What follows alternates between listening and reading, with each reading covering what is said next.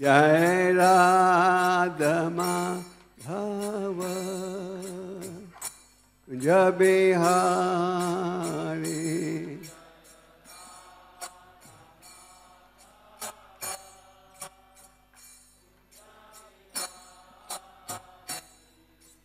गोपी जाना वल्लभ गिरिवरधारी।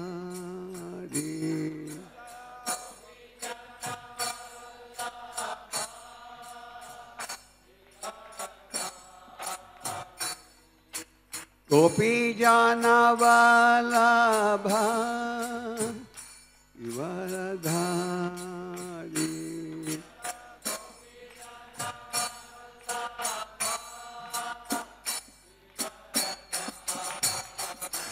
जय राधा माधव कुंज बिहारी।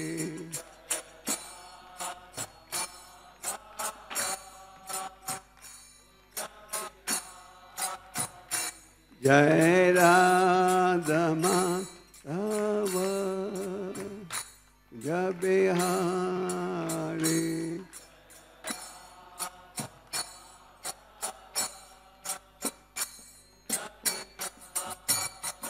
यशोदानंदन ब्रज जनरंजन।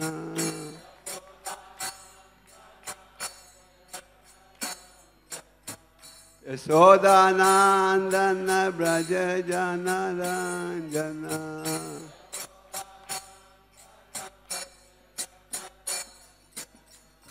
जमुना तीर वनचारी।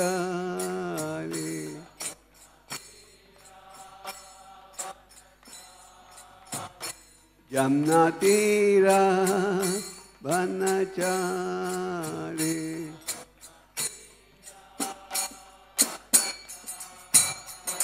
जय राधा माधव कुंज बिहारी।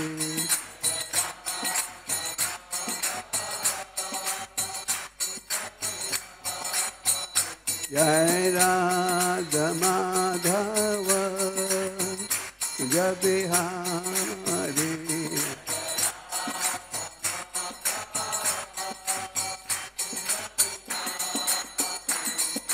गोपी जाना वल्लभ गिरिवरधारी।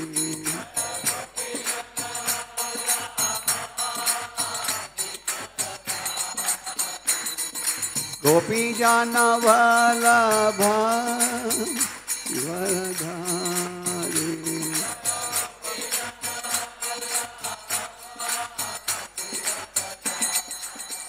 यशोदानंदन ब्रज जनरंजन।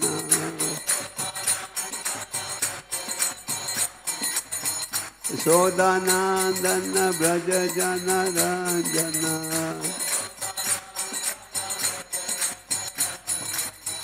जमुना तीर वनचारी। जमुना तीर वनचारी। जय राधा माधव कुंज बिहारी।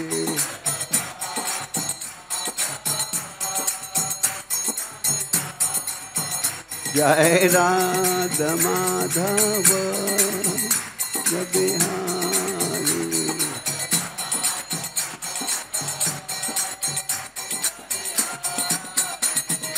गोपी जाना वल्लभ गिरिवरधारी।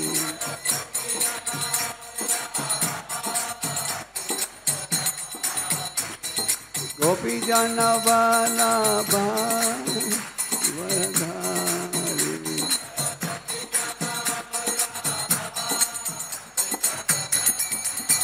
यशोदानंदन ब्रज जनरंजन। यशोदानंदन ब्रज जनरंजन। जमुना तीर वनचारी। जमुना तीरा बनचारी जय राधा माधव बिहारी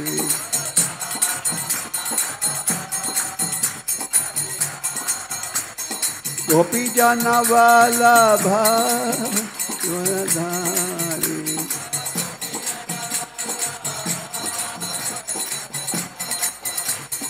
गोपी जन वल्लभ वरधारी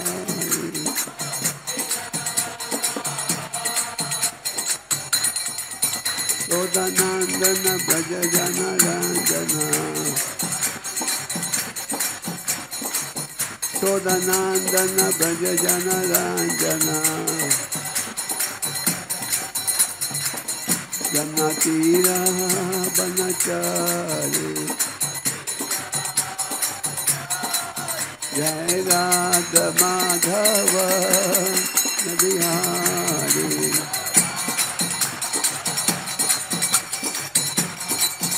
जय राधा माधव बिहारी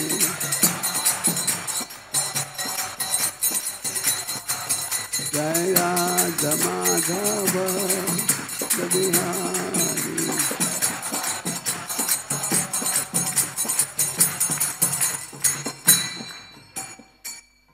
जय ओम विष्णुपाद परमहंस परिव्राजकाचार्य डिवाइन ग्रेशिला अभय चरण भक्तिवेदांत स्वामी श्री प्रभुपाद महाराज की श्री श्री गौणिताई की श्री श्री राधा पार्थ सारथी ललिता विशाखा की श्री श्री सीताराम लक्ष्मण हनुमान की गौर प्रेमानंद श्याम की दुनिया की all glories to the simple devotees, all glories to the simple devotees, all glory to the simple devotees, all glory to Shri Guru and Shri Gauranga.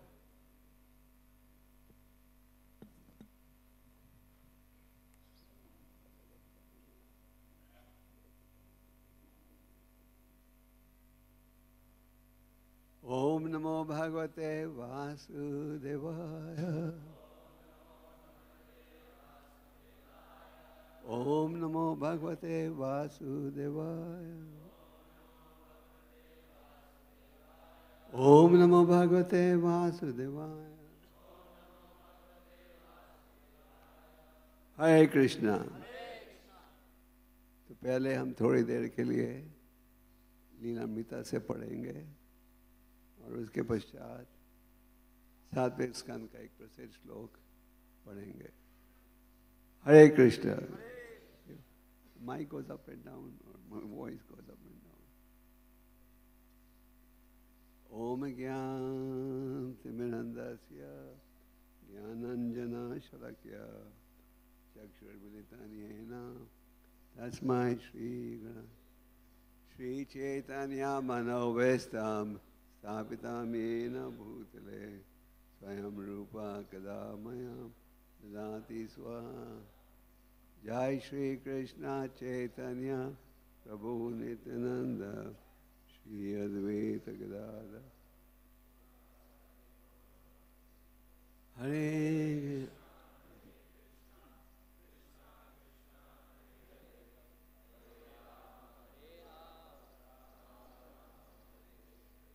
Hare Krishna.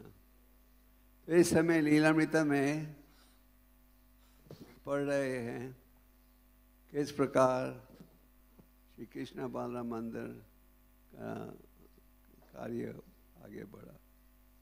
तो लीलामृता प्रभु थोड़ा पढ़ेंगे. श्रील प्रभुपाद संभवतः पूरे समय वृंदावन में नहीं रह सकते थे और जब भी वे बाहर चले जाते थे वहाँ की प्रगति धीमी पड़ जाती थी. मंदिर के अध्यक्ष गुरुदास के पास धन थोड़ा था और वित्तीय मामलों की देखरेख करने में उसे कोई विशेष ज्ञान नहीं प्राप्त था. प्रभुपाद उसे डैम चीप बाबू कहते थे. ये एक ऐसी उपाधि थी जो भारतीयों द्वारा उन पाश्चात्यों को दी जाती थी जो समझते थे कि उन्होंने बड़ा सस्ता सौदा कर लिया है, जबकि वास्तविकता ये थी कि वे ठगे जा रहे होते थे. प्रभुपाद को अपने भक्तों की व्यय करने की आदत पर भरोसा नहीं था, इसलिए उन्होंने एक बड़ी जटिल प्रणाली विकसित कर रखी थी, जिसके अंतर्गत यात्रा पर होने पर भी वे इस्कॉन वृंदावन के सभी चेकों को स्वयं अनुमोदन करते थे। गुरुदास को जब कुछ खर्चा करना होता तो दिल्ली मंदिर का अध्यक्ष तेजस वृंदावन जाता और उसके खर्चों का अनुमोदन करता था। तब चेक बनाया जाता था और चेक को हस्ताक्षर के लिए प्रभुपाद के पास डाक द्वारा भेजा जाता था। जब चेक लौटकर दिल्ली आता था तो उस पर तेजस भी अपना हस्ताक्षर करता था और तब उसे गुरुदास के पास वृंदावन भेजा जाता था। हरे कृष्ण। प्रभुपाद ने पहले पश्चिम देशों में कृष्ण भक्ति की स्थापना की और पश्चिम देशों में स्थापना करने के पश्चात प्रभुपाद भारत लौटे। इस्कॉन का एक बड़ा प्रसिद्ध मंदिर है लॉस एंजलिस में। यहाँ के विग्रह का नाम है श्री श्री रुक्मिणी द्वारकाधीश। आप में से कोई गए हो उधर? अच्छा है। तो पहले प्रभुपाद जी ने पहले केंद्र की स्थापना की न्यूयॉर्क में और अगले साल हम मनाएंगे गोल्डन जुबली इस्कॉन के पहले केंद्र के। और ये साल हम मना रहे हैं गोल्डन जुबली जबकि प्रभुपाद निकले थे भारत से। तो प्रभुपाद जी ने कई मंदिरों की स्थापना की अमेरिका में और फिर ये लॉस एंजलिस का जो मंदिर है वो एक समय बहुत बड़ा चर्च था लॉस एंजलिस का और ये पहला बड़ा चर्च था जो इस्कॉन ने खरीदा। और प्रभुपाद जी ने लॉस एंजलिस को अपना हेड ऑफिस बना दिया था। प्रभुपाद जी सारे भक्तों को निमंत्रण दे रहे थे। लॉस एंजलिस में भक्त जाते थे, जैसे मायापुर इस समय हेड ऑफिस है, भक्त जाते थे लॉस एंजलिस में डीडी वर्शिप सीखने के लिए। एक दिन प्रभुपाद जी रुक्मिणी द्वारकाधीश का दर्शन ले रहे थे और रुक्मिणी द्वारकाधीश ने प्रभुपाद से कहा कि तुमने कृष्ण भक्ति की स्थापना कर दी है पश्चिम देशों में, अभी भारत जाओ वापस।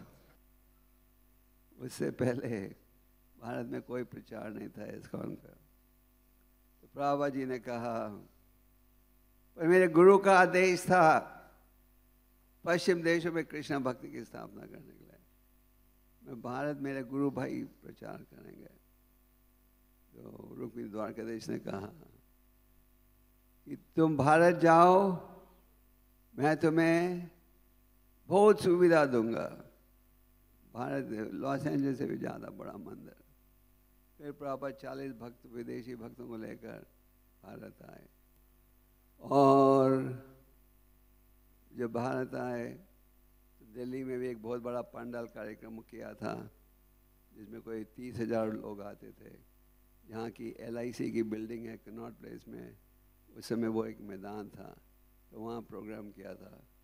और फिर प्रभुपाद जी गए वृंदावन भक्तों की यात्रा कराने के लिए। जब वृंदावन गए प्रभुपाद खोज रहे थे कोई स्थान यहाँ की मंदिर बन सके, क्योंकि प्रभुपाद जी की इच्छा थी कि सारे प्रसिद्ध स्थानों में सुंदर मंदिर बनाया जाए। तो प्रभुपाद जी ने बड़ा प्रयास किया, कईयों ने अलग अलग ज़मीन दिखाई पर काम भी सौदा बना नहीं।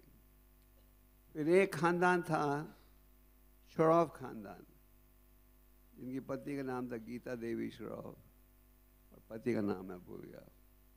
तो श्रॉफ जी मिले प्रभुपाद जी को और कहा स्वामी जी मेरी एक ज़मीन है रमन रेती में। उन दिनों में रमन रेती जंगल के समान था और लोग रमन रेती जाने से डरते थे। तो श्रॉफ जी ने कहा वो ज़मीन बहुत दूर है, कोई उधर जाएगा नहीं, वो ज़मीन देखना बेकार है। प्रभुपाद ने कहा नहीं नहीं नहीं, मैं देखना चाहता हूँ। और प्रभुपाद जी श्रॉफ जी की मोटर में बैठकर आ गए रमन रेती में, और ये स्थान का दर्शन लिया, यहाँ की इस्कॉन का मंदिर है आज। तो श्रॉफ यही कह रहे थे ये ज़मीन तो बहुत दूर है। प्रभुपाद ने कहा नहीं, दूर नहीं है।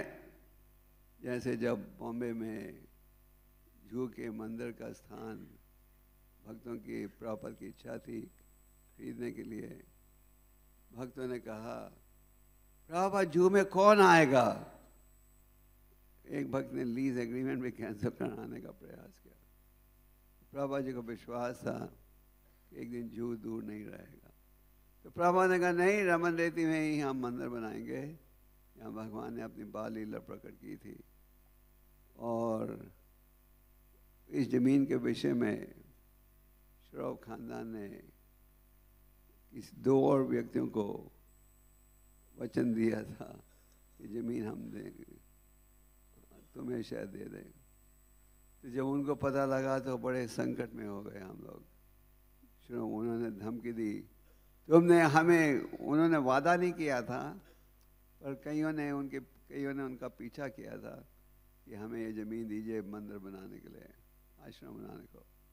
तो जब मिसेस श्रॉफ ने निर्णय किया कि हमने इस्कॉन को ज़मीन देनी है, तो कईयों ने उनको धमकी भी दी, और मिसेस श्रॉफ संकट में पड़ गई थी। और फिर एक प्रभुपाद जी के शिष्य थे क्षीरोदक्षाय विष्णु। मिसेस श्रॉफ को पता नहीं था जमीन किसको दें, इस्कॉन को दें, ये 2 व्यक्ति जो पहले मांग चुके हैं। तो मिसेस श्रॉफ के विग्रह का नाम था राधा कुंज बिहारी। तो जब क्षीरोदक्षाय विष्णु ने देखा कि मिसेस श्रॉफ का मन थोड़ा डामाडोल हो रहा है, तो उन्होंने कि इस्कॉन को ज़मीन दे या नहीं। तो उन्होंने कहा आपने प्रभुपाद जी को वादा दिया था, प्रभुपाद जी से चर्चा हो गई थी, फिर प्रभुपाद विदेश चले गए थे, तो आपने प्रभुपाद जी को वादा दिया था। तो मिसेस श्रॉफ ने कहा क्या करूं, संकट में हूं, समझ नहीं आ रहा ज़मीन किसको दूं। ठीक है, तो मैं राधा कुंज बिहारी से पूछूंगी किसे ज़मीन देनी चाहिए। तो उन्होंने पर्ची में लिखा इस्कॉन को दूं या नहीं दूं, और क्षीरोदक्षाय विष्णु को बोला तुम चुनना। क्षीरोदक्षाय विष्णु ने जो कागज निकाला उसमें लिखा था ज़मीन इस्कॉन को देनी चाहिए। फिर उन्होंने कहा अब निश्चित रूप से ये ज़मीन इस्कॉन को जाएगी। और फिर गुरुदास प्रभु प्रेसिडेंट थे। प्रभुपाद जी की इच्छा थी कि वृंदावन में बड़ा प्रसिद्ध मंदिर बने। प्रभुपाद जी की इच्छा थी कि भारत के अनेक स्थानों में सुंदर मंदिर बने, क्योंकि सुंदर मंदिर के द्वारा जीव आकर्षित होते हैं भगवान की भक्ति के प्रति।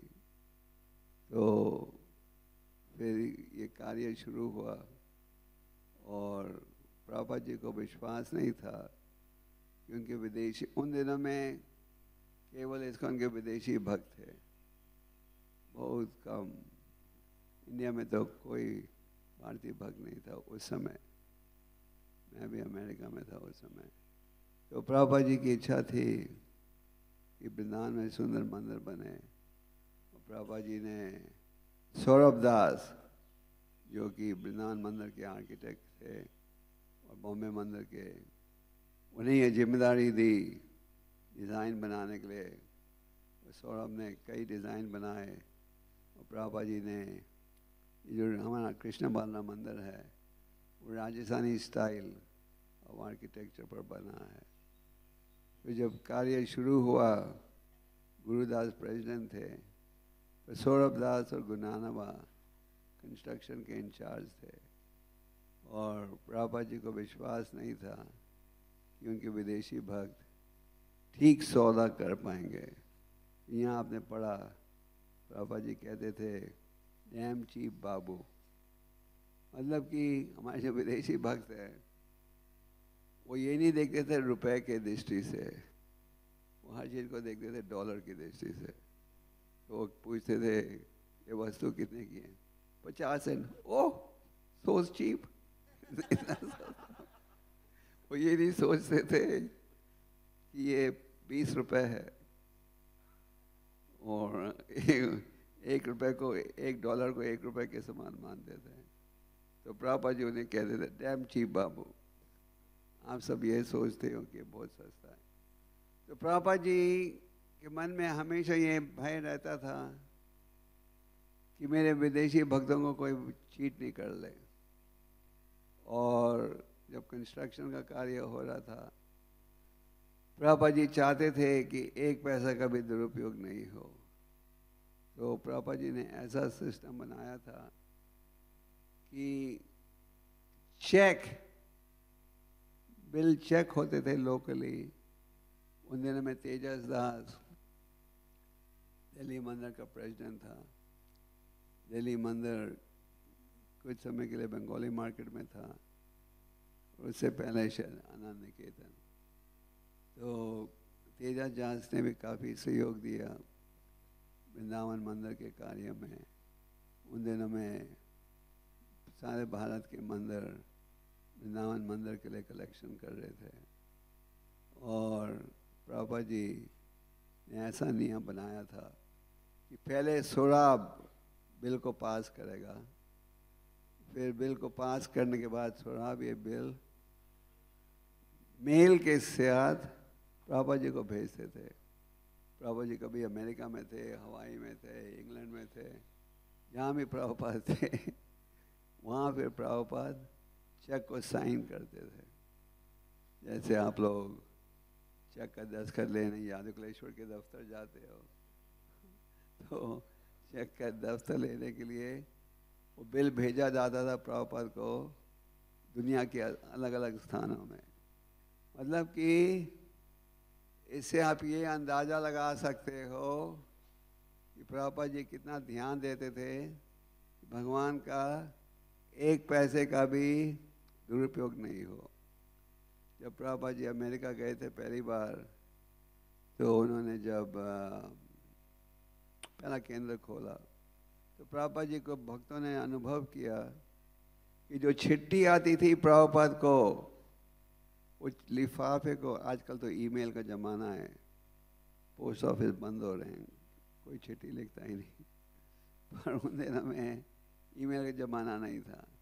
तो जो चिट्ठी प्रभुपाद को आती थी, तो चिट्ठी के लिफाफे में बाहर पता होता है, स्टैम्प होती है, पर अंदर तो कागज़ खाली होता है। तो प्रभुपाद जी वो लिफाफे को खोलते थे, अंदर जो खाली का स्थान, खाली वो कागज़ था, उसमें खाली कागज़ में लिखते थे। तो भक्तों ने देखा कि प्रभुपाद जी एक लिफाफे का भी पूरा सदुपयोग करना चाहते हैं।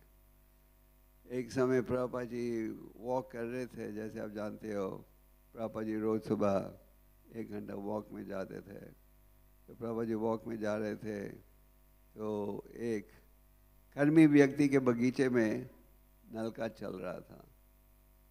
तो प्रभुपाद जी उस कर्मी व्यक्ति के बगीचे में अंदर जाकर नलका बंद कर दिया। भक्तों ने कहा Prabhupad ji that's not our house. वो कर्मियों का है। प्रभुपाद ने कहा Krishna's energy was being wasted. Krishna की जो शक्ति है, एनर्जी है, उसका दुरुपयोग हो रहा था। तो प्रभुपाद जी ने नलका बंद कर दिया।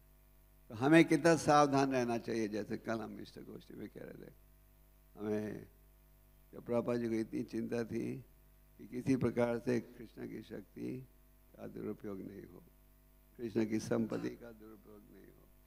तो प्रभुपाद जी यहाँ पढ़ रहे हो कि किस प्रकार प्रभुपाद जी ने बड़े ध्यान से देखते थे कि हर पैसे का उपयोग ठीक रूप से किया जाए, क्योंकि ये प्रभुपाद के कृष्ण की संपत्ति है।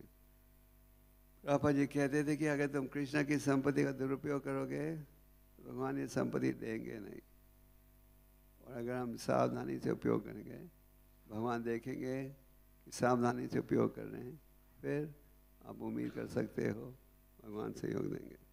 थोड़ा और पढ़ दो। यद्यपि प्रभुपाद यही चाहते थे कि अपने मंदिरों की व्यवस्था का भार वे अपने ऊपर ना लें, फिर भी वृंदावन में व्यय का हिसाब वे आखिरी पैसे तक देखना चाहते थे। इतना नियंत्रण होने पर भी गुरुदास से धन का दुरुपयोग हो ही जाता था। निर्माण के लिए अलग रखे गए धन को वह मंदिर के और कामों में खर्चा कर बैठता था, और इस तरह सामान्यतः व्यापारियों की ठगी का शिकार बन जाता था।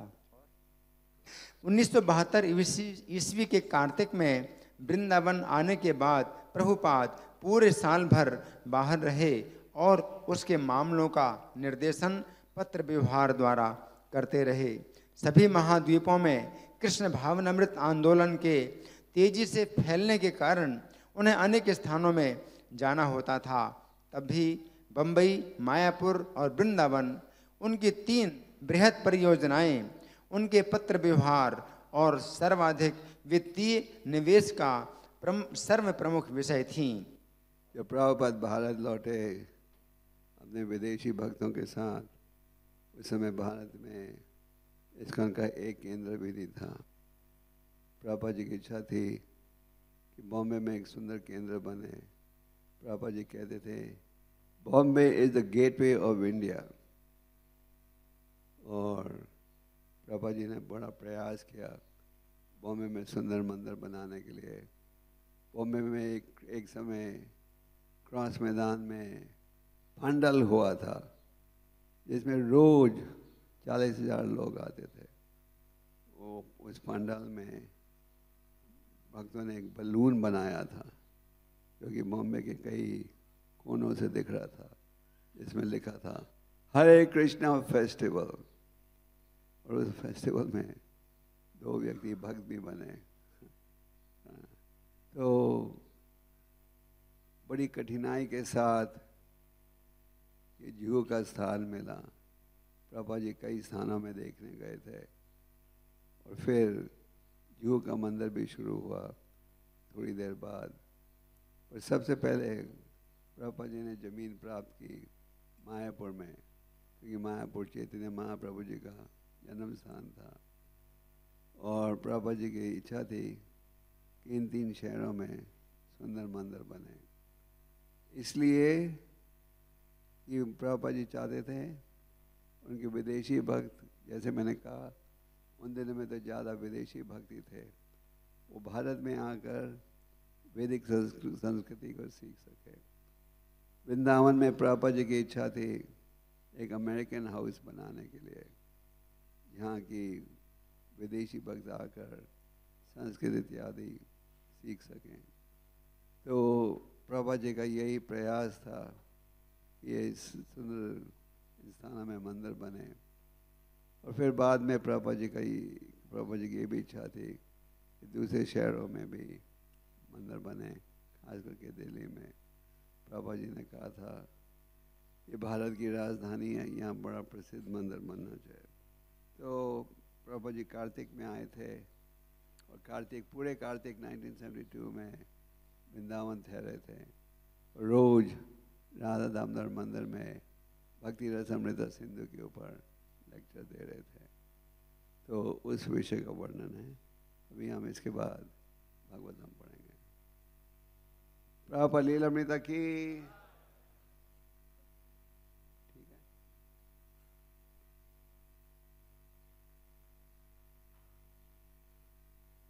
थोड़ी देर में नरसिंह चतुर्दशी आ रही है 3 तारीख को।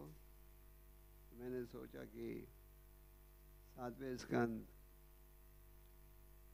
का एक प्रसिद्ध श्लोक, ये श्लोक है 7वें स्कंद के 10वें अध्याय का 6वां श्लोक। अहम काम स्वर भक्ता स्वाम चा स्वमना परश्रया नान्यतेव हवायोर अर्थो राजा सेवकयोर इवा शब्दार्थ। सीधा अनुवाद में चले जाओ। अनुवाद मेरे पीछे बोलिए। हे प्रभु, मैं आपका निस्वार्थ सेवक हूँ और आप मेरे नित्य स्वामी हैं। सेवक तथा स्वामी होने के अतिरिक्त हमें कुछ भी नहीं चाहिए। आप स्वाभाविक मेरे स्वामी हैं और मैं स्वभावतः आपका सेवक हूँ। हम दोनों में कोई अन्य संबंध नहीं है। तात्पर्य प्रभुपाद जी के द्वारा श्रील प्रभुपाद की। श्री चैतन्य महाप्रभु ने कहा था, जीवेर स्वरूप है कृष्णेर नित्य दास। प्रत्येक जीव भगवान कृष्ण का शाश्वत दास है। भगवान कृष्ण भगवद गीता 5:29 में कहते हैं, भोक्तारम यज्ञ तपसाम सर्वलोक महेश्वरम। मैं सभी ग्रहों का स्वामी और परम भोक्ता हूँ। भगवान की ये स्वाभाविक स्थिति है और जीव की स्वाभाविक स्थिति है कि वह उनकी शरण में जाए। सर्वधर्मान परित्यज्य मामेकं शरणं व्रज। यदि ये संबंध बना रहता है तो स्वामी तथा सेवक के मध्य शाश्वत तथा वास्तविक सुख बना रहता है। दुर्भाग्यवश जब ये शाश्वत संबंध गड़बड़ा जाता है तो जीव अलग रहते हुए सुखी बनना चाहता है और अपने स्वामी को अपना आदेश पालक समझ लेता है। इस तरह से सुख नहीं मिल सकता। स्वामी को भी चाहिए कि वह अपने सेवक की इच्छाओं को पूरी ना करता रहे। यदि वो ऐसा करता है तो वह असली स्वामी नहीं है। असली स्वामी तो वह आदेश देता है तुम्हें ये करना है और असली सेवक तुरंत आदेश का पालन करता है।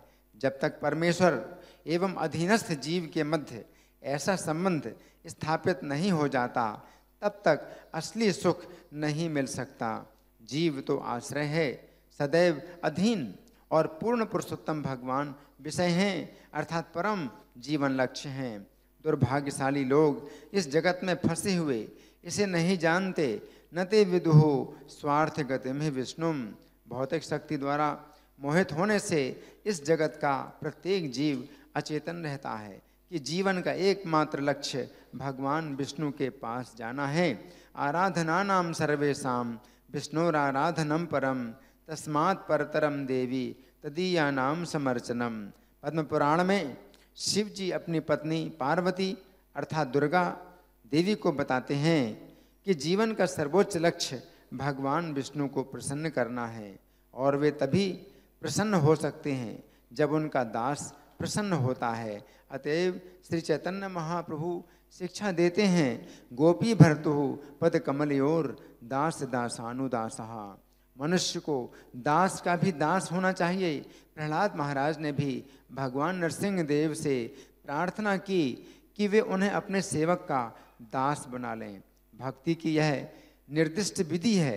ज्यों ही भक्त पूर्ण पुरुषोत्तम भगवान को अपना आदेशवाहक बनाना चाहता है त्यों ही भगवान ऐसे स्वार्थी भक्त का स्वामी बनने से इनकार कर देते हैं।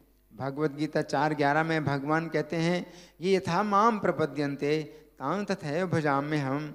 जो जिस तरह मेरी शरण ग्रहण करता है उसी के अनुसार मैं उसे पुरस्कार प्रदान करता हूँ। भौतिकतावादी व्यक्ति सामान्यतया भौतिक लाभ की ओर प्रवृत्त होते हैं। जब तक व्यक्ति ऐसी दूषित अवस्था में रहता है तब तक उसे भगवत धाम वापस जाने का लाभ नहीं मिल पाता। अनुवाद है, हे प्रभु, मैं आपका निस्वार्थ सेवक हूँ और आप मेरे नित्य स्वामी हैं। सेवक तथा स्वामी होने के अतिरिक्त हमें कुछ भी नहीं चाहिए। आप स्वाभाविक मेरे स्वामी हैं और मैं स्वभावतः आपका सेवक हूँ। हम दोनों में कोई अन्य संबंध नहीं है। बड़ा सुंदर श्लोक है कि नहीं?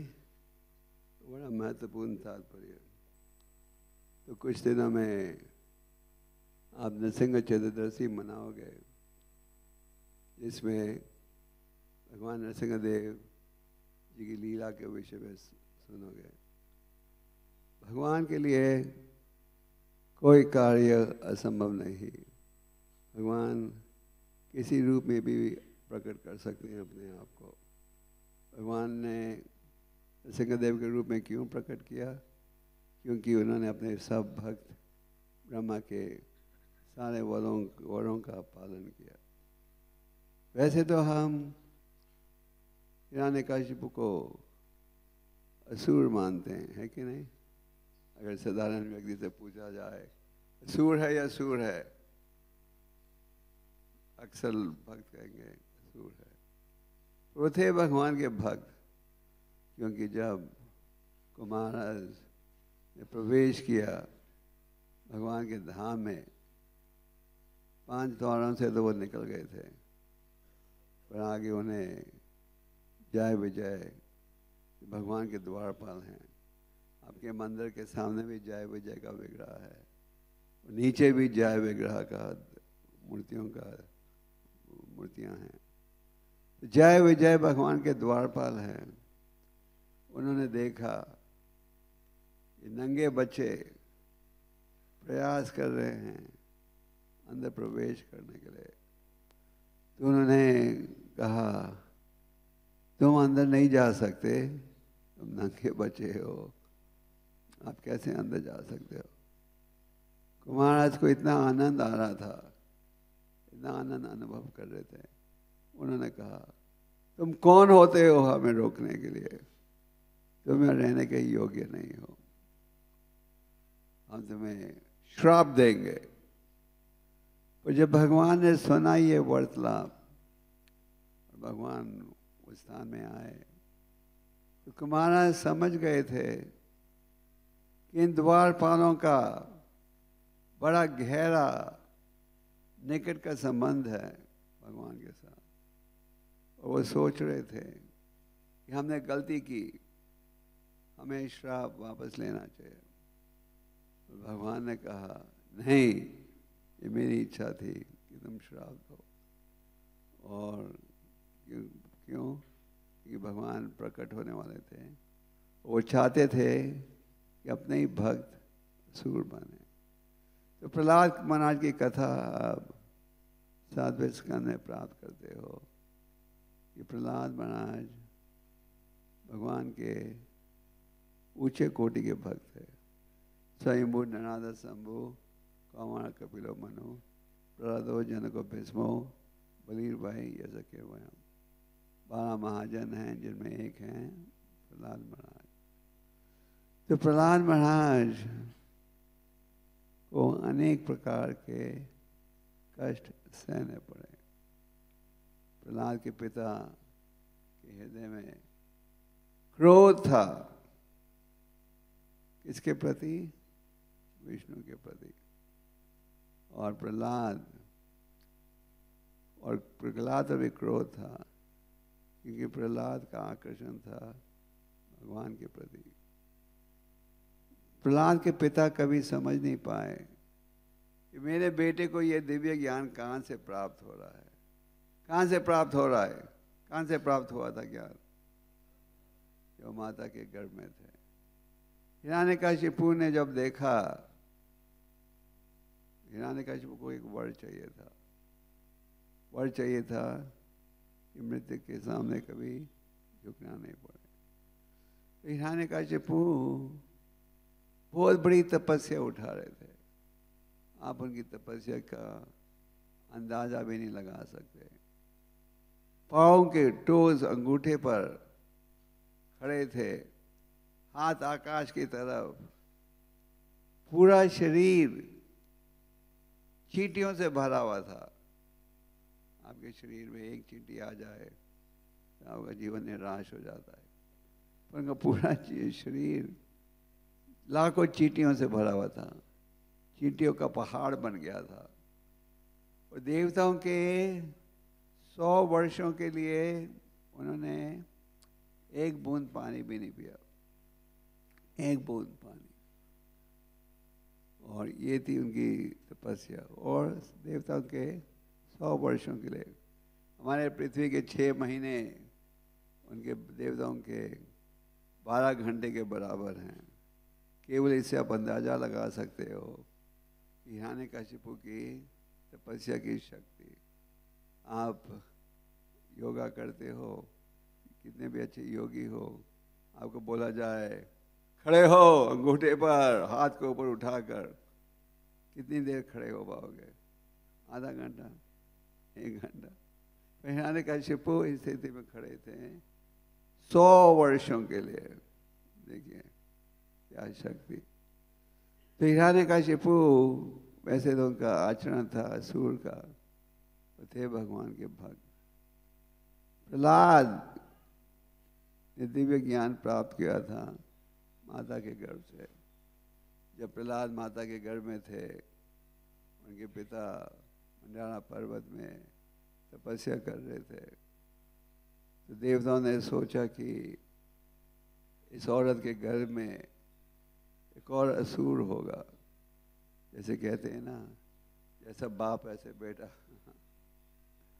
तो उनके असुर, इंद्र देवता और दूसरे देवता प्रहलाद भी माँ को घसीट कर ले जा रहे थे। जब नारद मुनि वहाँ पहुँच गए और नारद मुनि ने कहा, क्यों घसीट रहे हो इस निर्दोष औरत को? और देवताओं ने कहा, निर्दोष औरत? ये तो श्रीमती हिरण्यकशिपु है, हिरण्यकशिपु की पत्नी। इसके गर्भ में एक असुर है। नारद मुनि ने उन्हें यकीन दिलाया कि असुर नहीं, भगवान का ऊंचे कोटि का भक्त है। फिर नारद मुनि ने अपने आश्रम में उनको शरण दी। तो प्रहलाद के पिता कभी समझ नहीं पाए कि मेरे बेटे को दिव्य ज्ञान कहाँ से प्राप्त हो रहा है। वो सोचते थे कि ये जो वैष्णव हैं वेश बदल कर आ रहे हैं और मेरे बेटे का दिमाग बदल रहे हैं। तो प्रहलाद के पिता ने बहुत प्रयास किया कि किसी न किसी रूप से प्रहलाद के भाव बदल जाए, प्रहलाद ये स्वीकार करे कि वो हैं सर्वश्रेष्ठ। और एक समय उन्होंने संदामर्का को डांटा, तुम ध्यान नहीं दे रहे मेरे बेटे की तरफ। वैष्णव कैसे पहुंच जाते हैं संदेश देने के लिए। संदामर्का ने कहा, हमें दोष मत दो, हम ब्राह्मण हैं, हम निर्दोष हैं, हमें खुद नहीं समझ आता कि कौन आपके बेटे को ये शिक्षा दे रहा है। और फिर जब उन्होंने कहा कि अब हमने आपके बेटे का दिमाग बदल दिया है, और पिता ने पूछा, ये बताओ पाठशाला में क्या सीखे? बेटे ने क्या कहा? सब विषयों में सबसे महत्वपूर्ण विषय क्या था? नवदा भक्ति, श्रवणम कीर्तनम वैष्णव। तो प्रहलाद को अनेक प्रकार के कष्ट अनुभव करने पड़े। पहाड़ के चोटियों से उन्हें फेंका गया, झेलू सांपों ने उन्हें घेरा, हाथी उनके शरीर पर चले। आप जब पढ़ोगे भागवतम में अनेक कष्ट जो प्रहलाद महाराज को अनुभव करना पड़ा, आप घबरा जाओगे। कई बार प्रचार के दौरान हम भक्तों को भी कठिनाई अनुभव करनी पड़ती है, पर इतनी कठिनाई किसी को अनुभव नहीं करना पड़ा। तो प्रहलाद महाराज को अनेक प्रकार की कठिनाइयों का सामना करना पड़ा। क्या था उनका दोष? केवल एक ही दोष था कि वो थे क्या? भगवान के भक्त। तो अंत में जब हिरण्यकशिपु ने देखा कि मेरा बेटा बिल्कुल सुनता नहीं और यही सोचता है कि विष्णु की सुरक्षा करेंगे, तो उन्होंने निर्णय कर लिया अब प्रहलाद का वध होना चाहिए। और जब भगवान ने देखा कि उनके भक्त प्रहलाद का वध खतरे में है, तो भगवान प्रकट हुए किस रूप में? तो भगवान हिरण्यकशिपु के वध के पश्चात भी अत्यंत क्रोधित थे। क्यों? क्योंकि हिरण्यकशिपु प्रयास कर रहे थे कि प्रिय भक्त का वध करने के लिए। तो भगवान ने प्रहलाद से कहा, पहले तो भगवान इतने क्रोधित थे कि ब्रह्मा लक्ष्मी जी कोई भी उनके निकट जाने को तैयार नहीं थे। तो भगवान ने उनके प्रिय भक्त प्रहलाद से कहा, हे भगवान, हे प्रहलाद, मेरे कारण तुम्हें इतना कष्ट अनुभव करना पड़ा, मांगो मेरे से क्या वर चाहिए। तो इस समय आप 10वां अध्याय पढ़ रहे हो और 9वें अध्याय के अंतिम श्लोकों में भगवान कहते हैं, हे प्रहलाद, मेरे कारण तुमने इतना कष्ट सहा, मांगो मेरे से क्या वर चाहिए तुम्हें।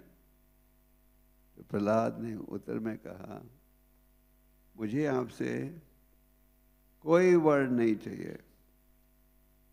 जो व्यक्ति एक सेवा के बदले में कोई सुविधा या वर की इच्छा रखता है, प्रहलाद ने क्या कहा, वो व्यक्ति कौन है? वो व्यापारी है। तो प्रहलाद आज के श्लोक में क्या कह रहे हैं? हे सर्वश्रेष्ठ वरदान स्वामी,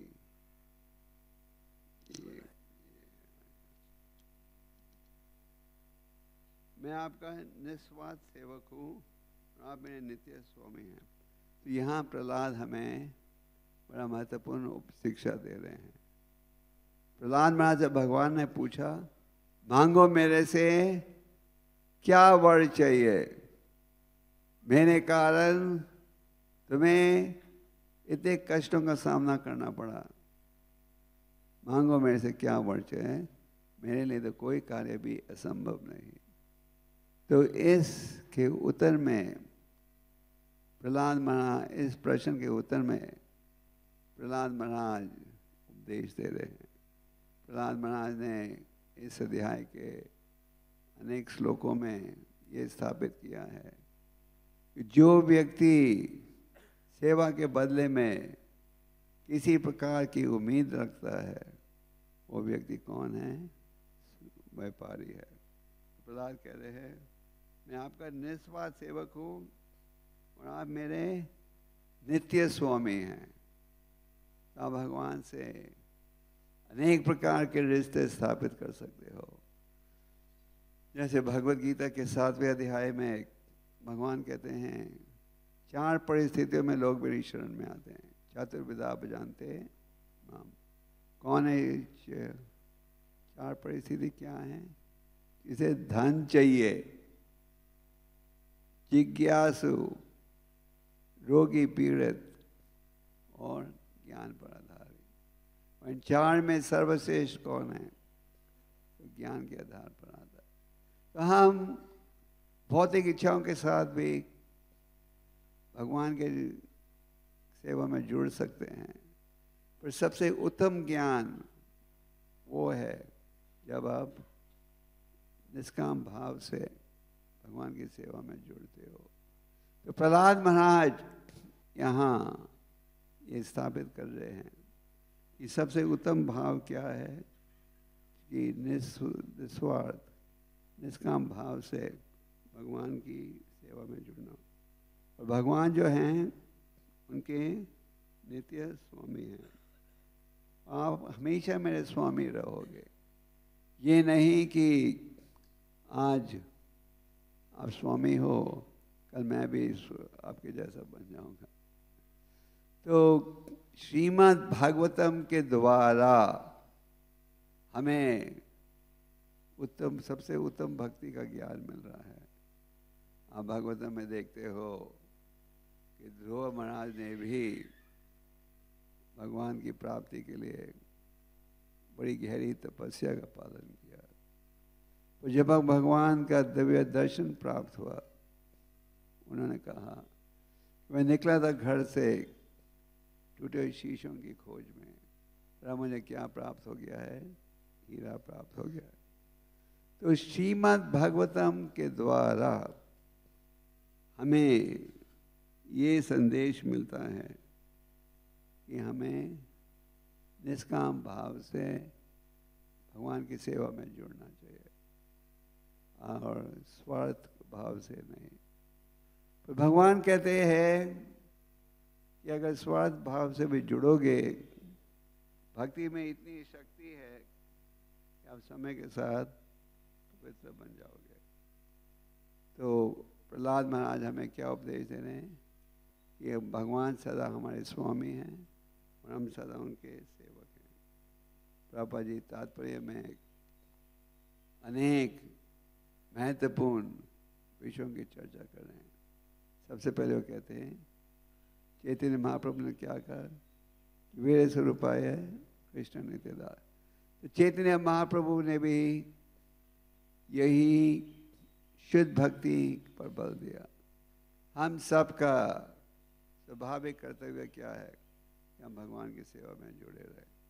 भगवान की सेवा में जुड़े रहोगे तो संतुष्ट रहोगे। साकाम भाव से जुड़ोगे तो कभी शांत नहीं रहोगे। इस विषय में चैतन्य चरितमृत में कहा गया है, कृष्ण भक्त निष्कामा अतएव शांता भुक्ति मुक्ति सिद्धि कामी सकाली अशांता। जो व्यक्ति निष्काम भाव से मेरी सेवा में जुड़ेंगे वो सदा शांत रहेंगे, और जो साकाम भाव से जुड़ेंगे वो सदा क्या रहेंगे? तो इन श्लोकों के द्वारा प्रहलाद महाराज हमें शिक्षा दे रहे हैं कि हमें निष्काम भाव से भगवान की सेवा में जुड़ना चाहिए। और अगर हम निस्वार्थ भाव से जुड़ेंगे तो हर स्थिति में संतुष्ट रहेंगे। ये नहीं कि भक्तों को कठिनाइयों का सामना नहीं करना पड़ता।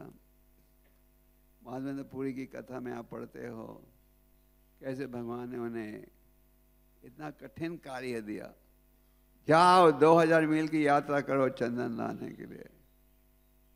उन्होंने ये नहीं कहा ओ कैसे मैं करूँगा इतनी लंबी यात्रा। उन्होंने तुरंत ही प्रयास किया भगवान के आदेश को पूरा करने के लिए। प्रहलाद महाराज के विषय में भी आप देखते हो कि उन्हें कितने प्रकार के कष्ट सहने पड़े, पर वो कभी भी भक्ति जो उनका भाव दृढ़ भाव था उसे विचलित नहीं हुए। तो उसी प्रकार अगर हम शुद्ध भक्ति के मार्ग में सफलता चाहते हैं तो हमें भी इन भक्तों के जीवन से प्रेरणा लेनी चाहिए। भौतिक समाज में हम प्रेरणा लेते हैं भौतिकवादियों से। जैसे अगर कोई व्यक्ति अच्छा खिलाड़ी बनना चाहे तो अच्छे खिलाड़ियों की वो नकल करता है। अगर कोई व्यक्ति व्यापारी बनना चाहे तो सफल व्यापारियों की नकल करता है।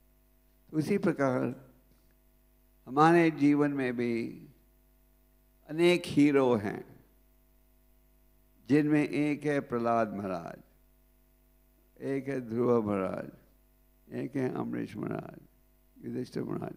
अनेक भक्त हैं जिनके जीवन से हम देखते हैं कि किस प्रकार हमें निष्काम भाव से भगवान की सेवा में जुड़ना चाहिए। और अगर हम सुनेंगे तो स्मरण भी कर पाएंगे। इसलिए नवदा भक्ति का वर्णन करते हुए प्रहलाद महाराज ने क्या कहा, श्रवणम कीर्तनम विष्णु स्मरणम पाद सेवनम आर्चम वंद्यम दर्शनम सख्यम आत्मनिवेदनम। श्रवणम कीर्तनम करोगे, सुनोगे भगवतम क्लास को ध्यान से, हरि नाम को सुनोगे जाप से ध्यान से, तो विष्णु स्मरण भी संभव हो पाएगा। और विष्णु स्मरण के विषय में अनेक विषय हैं जिनका स्मरण हम कर सकते हैं। तो तात्पर्य में प्रभु जी कह रहे हैं भोक्ताराम यज्ञ तपोसम सर्वलोक महेश्वरम, कि परम भगवान है असली भोक्ता। तो निस्वार्थ भाव के भक्त का ये भाव है कि परम भगवान है हर चीज़ के भोक्ता। अगर हम भोक्ता बनेंगे तो हम दोषी बन जाएंगे। असली भोक्ता है परम भगवान। इसलिए भक्त के पास किसी प्रकार की भी सुविधा हो उसका उपयोग करता है भगवान की सेवा में। ये नहीं कि हम किसी प्रकार का कार्य नहीं करते। भक्त का ये भाव है हर चीज़ के स्वामी हैं परम भगवान। रूप गोस्वामी जी ने हमें युक्त वैराग्य का उपदेश दिया है, किस प्रकार आप हर वस्तु का उपयोग कर सकते हो भगवान की सेवा में। तो इसी विषय की चर्चा प्रभा जी कर रहे हैं तात्पर्य में, कि जीवात्मा का असली कर्तव्य है कि वो भगवान की सेवा में जुड़े। और प्रभा जी तात्पर्य में प्रहलाद महाराज का एक और प्रसिद्ध श्लोक है, उसका वर्णन करते हैं। कौन सा है वो श्लोक? नाते विदु स्वर्ता गति में विष्णु। प्रहलाद महाराज इस श्लोक में कह रहे हैं कि लोग ये नहीं जानते पहचानते कि असली आनंद कैसे प्राप्त होगा। अज्ञानता के प्रभाव में आकर हम सोचते हैं भौतिक कार्यों द्वारा आनंद आएगा, पर जो बुद्धिमान व्यक्ति है वो ये देख सकता है चाहे आप कितनी भी सफलता प्राप्त कर लो, हर चीज़ अस्थायी है। जैसे कुछ दिन पहले ही ये भयंकर भूकंप नेपाल में आया था और अगले दिन बंगाल में भी आया, पर थोड़े कम प्रभाव से। तो हम देख सकते हैं इन दुर्घटनाओं के द्वारा कि भौतिक संसार में क्लेश ही क्लेश है। और अगर हमें असली सुख चाहिए तो क्या है उपाय? परम भगवान के शरणागत होना। तो प्रहलाद महाराज कह रहे हैं न ते विदम स्वदगति विष्णु, कि हम क्या, जो लोग ये नहीं जानते कि असली सुख प्राप्त हो सकता है केवल विष्णु की भक्ति में जुड़कर। आनंद बुद्धि वर्धनम, महामंत्र के उच्चारण के अनेक लाभ हैं, जिनमें एक लाभ यह है कि आप असली आनंद अनुभव करते हो जो केवल बढ़ते ही जाता है। भगवान ऋषभदेव भागवतम के 5वें स्कंद में अपने पुत्रों को उपदेश दे रहे हैं और कहते हैं तपो देवीय पुत्र का ये रसत्व। हे मेरे प्रिय पुत्र, तुम तपस्या का पालन करो। आध्यात्मिक जीवन में तपस्या का स्थान है, पर इस तपस्या के बदले में तुम्हें सुख मिलेगा जो केवल बढ़ते ही जाएगा।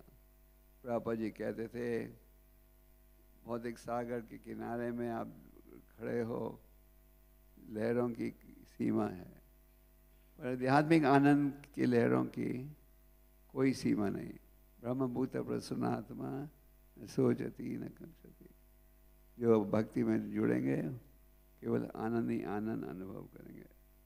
तो प्रहलाद महाराज ने कहा मैं केवल आपका दास नहीं, मैं आपके दासों का दास भी हूँ। भौतिक संसार में हम किसी का दास नहीं बनना चाहते, है ना। हम हर चीज़ के मालिक बनना चाहते हैं, स्वामी बनना चाहते हैं। पर आध्यात्मिक जीवन में हम केवल भगवान के दास नहीं, भगवान के भक्तों के दास भी बनना चाहते हैं। प्रहलाद ध्रुव महाराज को जब भगवान ने वर दिए ऑफर का, भगवान ने कहा कि ध्रुव मेरे कारण तुमने इतनी कठिनाई, इतनी तपस्या की, मांगो में से क्या वर चाहिए। तो ध्रुव ने क्या कहा, हे भगवान, अगर आप मुझे वर देना चाहते हो तो ऐसा वर दीजिए कि मैं हमेशा सदा आपके भक्तों की संगत में रहूं। ये है भक्त का भाव। हमने भगवान उनके भक्तों की सेवा करनी है, और भक्तों की संगत में रहोगे तो अच्छे विचार अनुकूल होंगे, और भक्तों की संगत में रहोगे तो गलत विचार अनुकूल होंगे।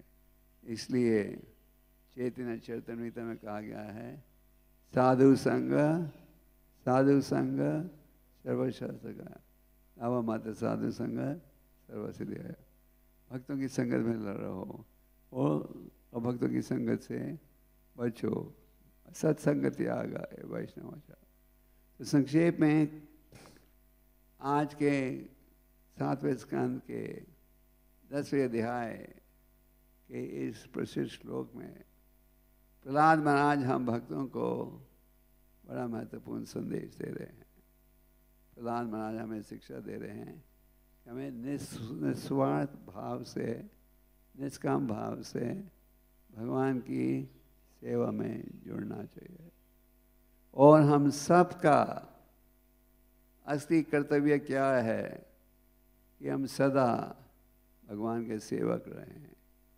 भगवान सदा हमारे स्वामी रहेंगे और हम सदा उनके सेवक रहेंगे। अगर हम इस भाव से चलें तो अब भक्ति के मार्ग में आनंद ही आनंद अनुभव करेंगे। और प्रहलाद महाराज जी कहते हैं इस अध्याय में, जो व्यक्ति ये सोचे कि इस सेवा के बदले में मुझे ये लाभ मिलना चाहिए, जो स्वामी अपने शिष्यों को वर दे केवल कोई भौतिक इच्छाओं के कारण, गुरु कहे तुम दीक्षा ले लो, मुझे इसके बदले में ये सुविधा दो, ये सुविधा दो, तो प्रहलाद महाराज ऐसे सेवक का भी विरोध करते हैं और ऐसे गुरु का भी विरोध करते हैं, जो कि गुरु बनता है व्यापार करने के लिए, कोई सुविधा प्राप्त करने के लिए। दूसरे शब्दों में प्रहलाद महाराज स्पष्ट कह रहे हैं कि हमें निस्वार्थ भाव से सेवा में जुड़ना चाहिए। ये नहीं सोचना चाहिए कि भगवान हमारे ऑर्डर सप्लायर हैं, जो ये हमारी इच्छा है वो भगवान को पूरा करना ही चाहिए। कई बार लोग सोचते हैं हम भक्ति में जुड़े हैं, दीक्षित हो गए हैं, क्यों हमें ये सुविधा प्राप्त नहीं हो रही। तो प्रभुपाद जी स्पष्ट कहते हैं कि हमें ये नहीं सोचना चाहिए कि भगवान हमारे आदर्श पालक हैं। इस भाव से सेवा में नहीं जुड़ना चाहिए। हमें इस भाव से जुड़ना चाहिए, न धनम न जनम न सुंदरम काविता वा जगदीश कमय ममा जन्मनि जन्मेश्वरे अवतार भक्ति रही तो किसी आई। ये भाव होना चाहिए कि हमें ना स्त्रियों की संगत चाहिए, भौतिक शिष्य न धन, हमें केवल सेवा का मौका चाहिए। तो श्रीमद् भागवतम द्वारा आपको शुद्ध संदेश, शुद्ध भक्ति का संदेश मिल रहा है और हम ध्यान से सुनेंगे तो इसका लाभ उठा सकेंगे। तो संक्षेप में आज के इस श्लोक में प्रहलाद महाराज जी हमें शिक्षा दे रहे हैं कि हमें निस्वार्थ भाव से भगवान की सेवा में जुड़ना चाहिए, निष्काम भाव से जुड़ना चाहिए, और सदा हमारा यही प्रयास रहेगा कि हम उनके सेवक हैं, वो सदा हमारे नित्य स्वामी रहेंगे। और भक्तों की संगत में अगर हम शास्त्रों का श्रवण करेंगे, अध्ययन करेंगे, तो ये भाव और गहराई के साथ हृदय में स्थापित होगा। इसलिए ध्यानपूर्वक भागवतम का श्रवणम बहुत ही महत्वपूर्ण है अगर हम भक्ति में सफलता चाहते हैं। इसलिए भागवतम में क्या कहा गया है, नास्ता प्रवेश भद्रेशु नित्यम भगवत सेवया। भगवत इतम श्लोक है भक्ति भावदीन सकी। ध्यान से श्रीमद् भागवतम सुनोगे, हृदय की मैल दूर होगी और शुद्ध भक्ति की भावना हृदय में स्थापित होगी। तो हमें प्रहलाद महाराज की लीलाओं के ऊपर ध्यान देना चाहिए, भगवान नरसिंहदेव की लीलाओं पर ध्यान देना चाहिए। और हम इस लीला में देखते हैं कि किस प्रकार हिरण्यकशिपु ने ब्रह्मा के सारे वरों का पालन करते हुए प्रकट हुए, किस रूप में? नरसिंहदेव के रूप में। प्रभुपाद जी एक समय नरसिंहदेव की लीला के ऊपर लेक्चर दे रहे थे लॉस एंजलिस में, और प्रभुपाद जी ने लेक्चर की समाप्ति में कहा, after killing Hiranyakashipu, Lord Narasimhadev said, told Brahma, don't give such benedictions in future. You made my job very difficult. Brahma ने कहा कि भगवान नरसिंहदेव ने कहा हिरण्यकशिपु के वध के पश्चात ब्रह्मा से, ऐसे वर भविष्य में नहीं देना, तुमने मेरा कार्य बहुत कठिन बना दिया था। तो हमें भगवान नरसिंहदेव की लीलाओं का स्मरण करना चाहिए, और इस प्रकार हम भक्ति के मार्ग में परिवर्तन कर सकेंगे। हरे कृष्णा।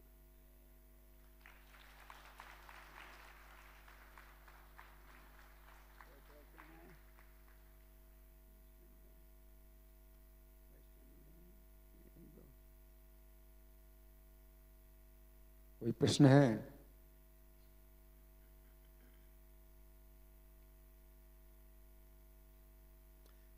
रोज हमें, मैं करूँ एक प्रश्न? भागवतम क्या 7वें स्कंद के, हाँ मैं करूँगा, आप करें, मैं करूँ।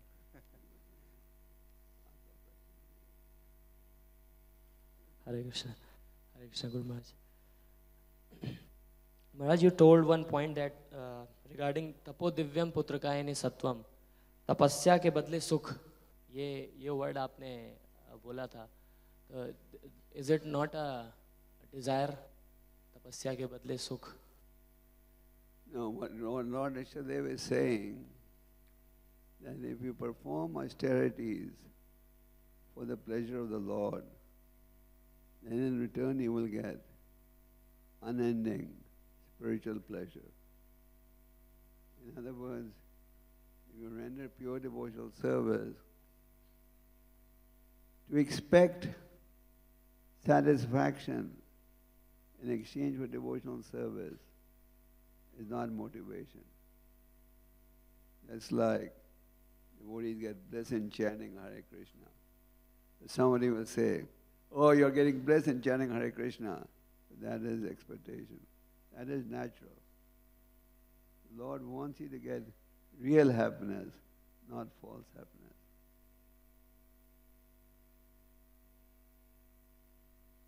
Yes. Any more? Yes.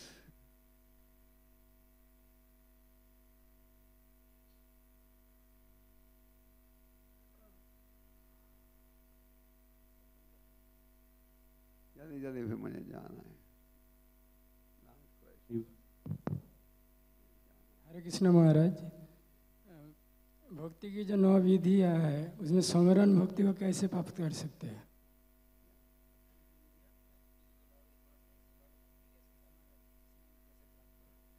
अगर आप शरणम कीर्तनम करोगे ध्यान से, स्मरण भी हो पाएगा। दूसरे शब्दों में, अगर आप ध्यानपूर्वक जाप कर रहे हो, ध्यानपूर्वक भागवतम को सुन रहे हो, तो भगवान का स्मरण भी सरल हो जाएगा। अगर आप श्रवणम की तरफ नहीं कर रहे, तो फिर स्मरणम कठिन रहेगा। और इसीलिए प्रहलाद महाराज ने भी पहले श्रवणम कीर्तनम का, उन्होंने ये नहीं कहा विष्णु स्मरणम श्रवणम कीर्तनम। ओके, हरे कृष्णा। हरे कृष्ण। गुरु महाराज, हिरण्यकशिपु भगवान का नित्य सेवक है, तो जय विजय के रूप में जो लीला की, परंतु उनको असुर जोनि जो प्राप्त हुआ, इस लीला के द्वारा क्या शिक्षा मिलता है?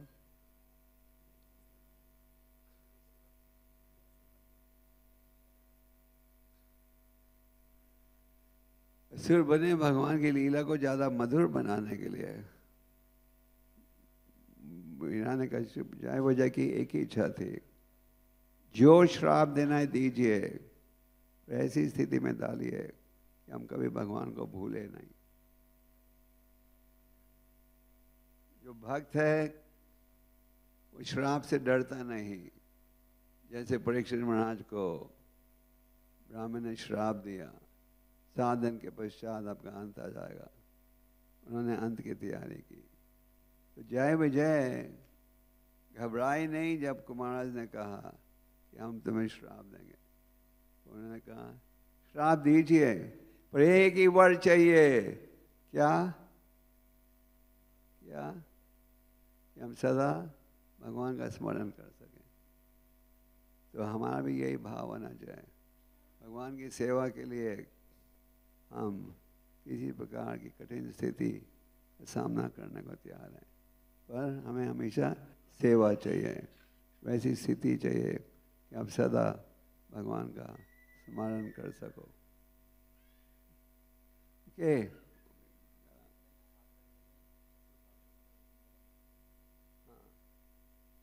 उनका भाव ये था कि भगवान का स्मरण कर पाए। ओके, हरे कृष्णा।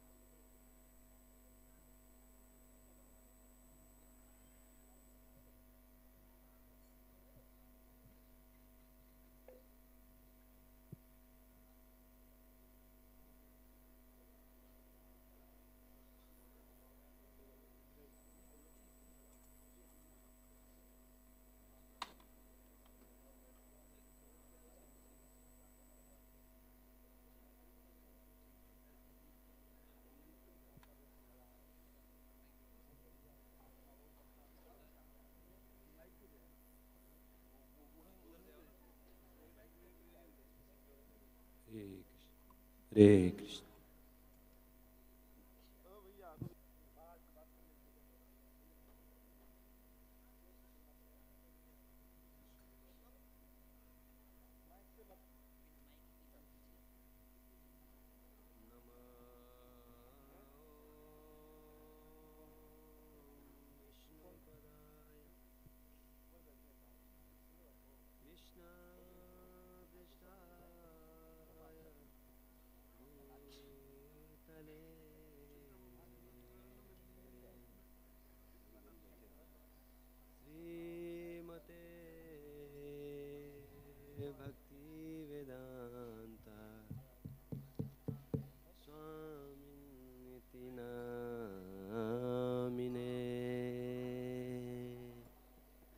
नमस्ते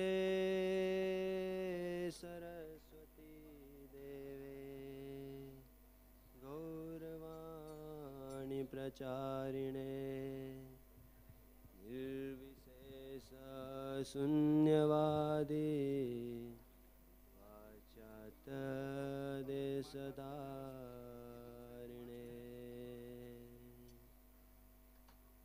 जय श्री कृष्ण जय